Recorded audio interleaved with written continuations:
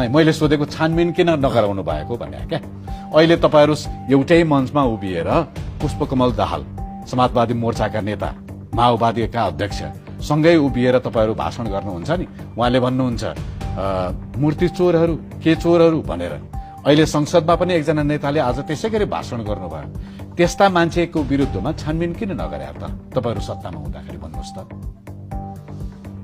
होइन त्यो त तपाईले जसले लुट तन्त्र मचायो भन्नुभयो नि मन परे तन्त्र मचायो भन्नुभयो नि उहिले तपाईले जेलमा हाल्न हुन्न थियो त कति शक्तिशाली हुनु त तपाईहरू उदारताले पनि काम गरेको होला शान्तिपूर्ण ढंगले काम सम्पन्न गरौँ भन्ने कुराले पनि काम गरेको होला